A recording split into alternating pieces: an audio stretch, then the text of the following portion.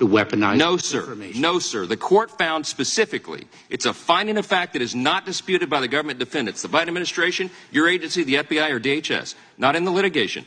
They determined you and all of your cohorts made no distinction between domestic speech and foreign speech. So don't stand there and tell me under oath that you only focused on adversaries around the world. I have to be honest and tell you I'm not sure exactly what you do at the Department of Homeland Security other than great harm.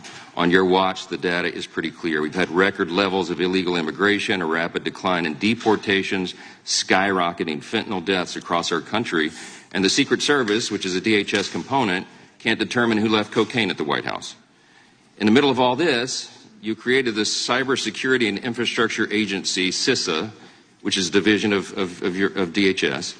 And it's one of the Biden administration agencies that colluded with and coerced the social media companies to censor Americans' protected free speech online. That's specifically detailed in a 155-page court opinion that came out of the federal court in Louisiana in the landmark litigation of Missouri v. Biden. Have you read that court opinion? Congressman, I have not, and the Cybersecurity and Infrastructure Security Agency does not censor speech. Okay, well, the court found otherwise, and it's really curious to me. Actually, it's quite alarming that you haven't read the opinion, because your agency is listed in this opinion. The federal court looked at volumes of evidence over months of litigation, and they determined, among other things, that if the allegations made by the plaintiffs, the states in this case, are true, and hold on, the preliminary injunction was granted against your agency, sir, and other Biden administration agencies, including the DOJ and FBI, the court said it involves the most massive attack against free speech in United States history.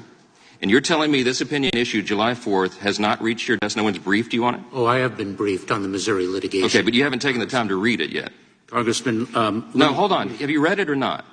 I have read parts of it, Congressman. Oh, parts of it. Did you read the parts where it said that this is Orwellian and dystopian and that your agency is involved in a massive cover-up of specifically conservatives' free speech online? Congressman, the Cybersecurity and Infrastructure Security Agency is not involved in such conduct. Okay, well, the court found otherwise, and you stand here under oath and you give us these answers that we know are not true because this is demonstrably untrue.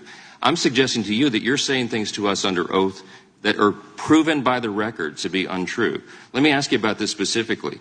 CISA was created to, we call it the Misinformation and Disinformation Subcommittee of CISA. Are you familiar with that?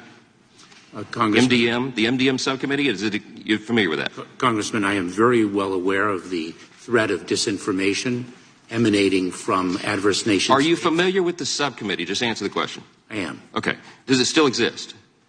Congressman, are you speaking of the... Does the MDM subcommittee still exist? I would have to get back to you on that. Okay. All right. Kind of a big deal in your agency. I'm kind of shocked that you don't know the answer to that. Can you define what misinformation is? Congressman, misinformation is false information that is disseminated to... Excellent. Who determines what is false? Congressman, our focus... No, who determines what is false in your agency?